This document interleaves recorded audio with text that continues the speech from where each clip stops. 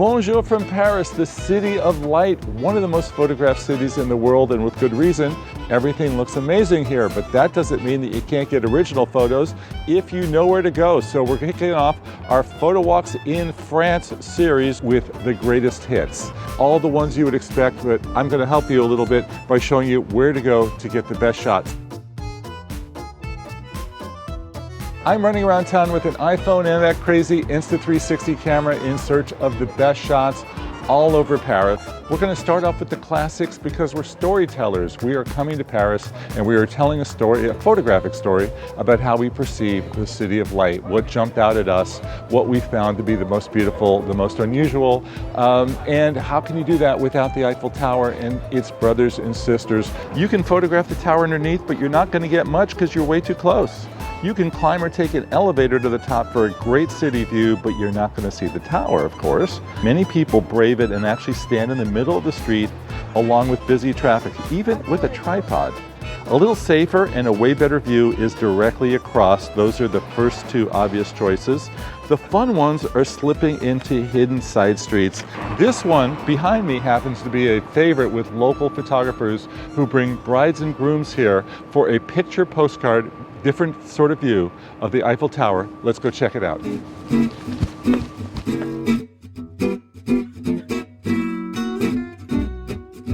The picture postcard view, the old buildings, the whole motif, it makes for quite a great backdrop, and there are many of them right around the Eiffel Tower, so do explore the Champ de Mars district.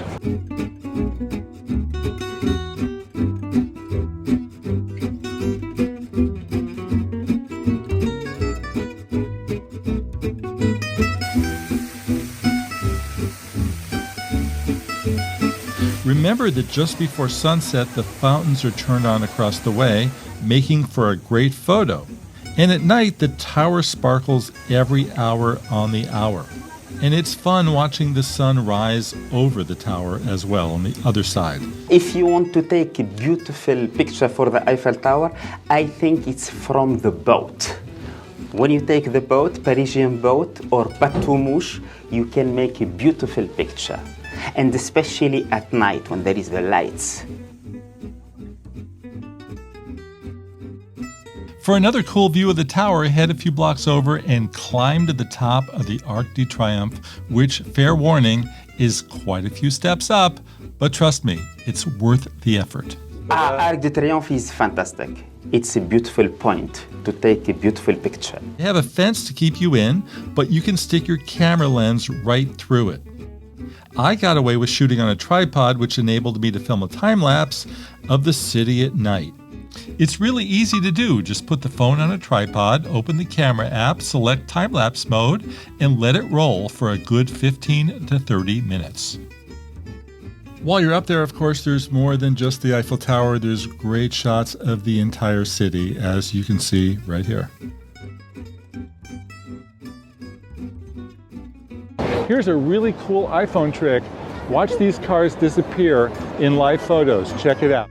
You shoot the normal way, make sure that you have live photos on, then take your photo, open up the Photos app, and you'll see a little drop-down window at the top.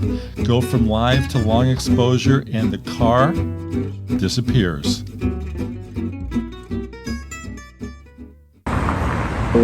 And now a quick word from our sponsor, SmugMug. Thank you, SmugMug, for sponsoring this series of episodes from Paris. I've been a SmugMug happy customer for over 15 years. And let me just start off by telling you why. Number one, portfolio. I have my online portfolio on SmugMug. It runs, I actually have two websites, and it runs the portfolio for both of those operations, gets people in touch with me, and it shows my best work to people the way I want it to be seen. Number two, auto backup. I use SmugMug as a virtual hard drive. All my photos and videos are backed up on SmugMug, and when I'm on the road, like I am right now, the auto iOS, the auto Android in the SmugMug app backs up stuff while I'm asleep in my hotel room. Really cool, because if I lose my phone, I've lost everything. There's a free 2-week trial for SmugMug. I highly recommend that you give it a try. Thanks again, SmugMug, for sponsoring this edition of PhotowalksTV. And now, back to Paris. People ask me what was your favorite thing you saw in Paris, and it's pretty simple. Just walking down the street with no particular place to go, looking around. I have said consistently that you will find your best shots on foot. This is a spot that I just stumbled onto, and you know, I've driven by it in a cab. I've walked underneath the river looking up, I didn't see it. I was on a boat looking up and I didn't see it. This is right over the Alexander Bridge, I think it's Alexander III, and it's a really cool place to get yourself in front of the Eiffel Tower. Some tips on that bridge. Photograph it just after dusk when the lights turn on and the sky hasn't turned black yet, and it is quite a beauty. For your shot with the Eiffel Tower visible, you need to be on the right side of the bridge. Big three classic photos of Paris, of course, include the skyline with the Eiffel Tower, the Arc de Triomphe, and of course, the Louvre Museum with its stunning glass pyramid. The trick is getting the shot without a massive crowd, which you can do if you arrive very early. For the rest of us, the museum is cool with photography inside, unlike many museums. And if you want a kick, follow the signs to the Mona Lisa painting and shoot the paparazzi. Fun shot, right? Paris itself is one big museum with so many monuments and incredible craftsmanship on so many of the buildings, you can get lost just looking at all these faces carved onto the facades. The 12th century Notre Dame Cathedral is beloved by the world and a must photo stop, but a 2019 fire sees the church under reconstruction, which won't finish until 2025 at the earliest. What isn't under construction and is alive and well in Paris is classic street photography like the masters did it back in the 1930s and 40s with their Leicas and 50mm lenses. Today we have smartphones with multiple lenses affording us ultra-wide, medium, and telephoto looks at the world. And getting candid shots is rather easy. Just point your camera and snap away, or walk up to people and ask them to pose for you, something I highly recommend. Seeing smiling faces in your collection of old buildings and monuments really helps tell the stories of your travels. Now, if being around living people isn't your thing, may I recommend one of the coolest cemeteries you've ever seen? Père-Lachaise is both the largest park and cemetery in Paris, home to some of the most notable figures of all time, including Edith Piaf, Jim Morrison, and even Frédéric Chopin. The monumental graves here are a trip. Meanwhile, what hasn't changed for the living is Parisians' love affair with food. You will want to sit and linger in cafes for a long time and perhaps get a great shot of the tables and outside seating.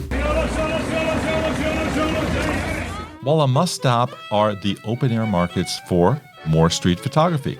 If you want to see Paris life at its best, minus tourists, this is the place. On obtient les franchises, mais ça, c'est pas à moi de le dire.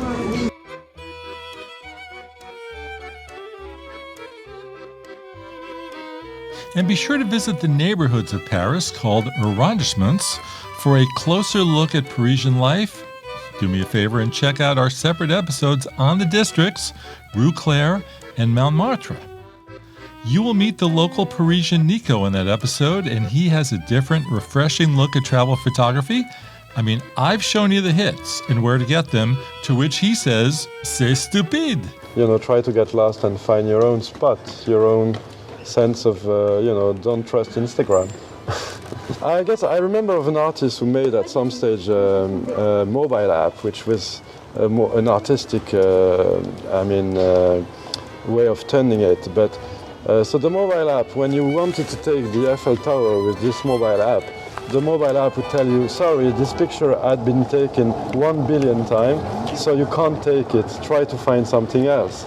You know, get a nice postcard, I guess.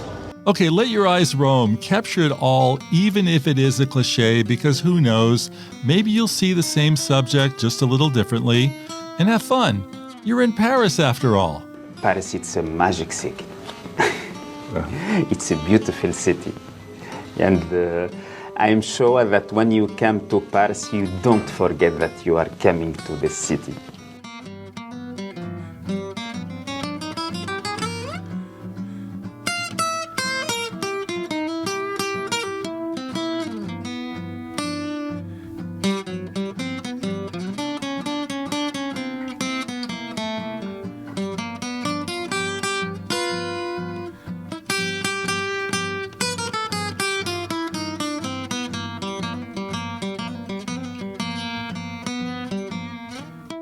From the Seine River in Paris, France, this is Jefferson Graham, not saying au revoir because I'm hoping you will stay tuned for more of our PhotowalksTV episodes from Paris. Do me a favor and subscribe to the PhotowalksTV channel right here on YouTube. And if for more information about some of the stuff we covered on today's episode, go to the blog section of PhotowalksTV.com website. Meanwhile, I'll see you guys on the next Photo Walk. Bonjour, thank you for coming. Stay tuned for more photo walks.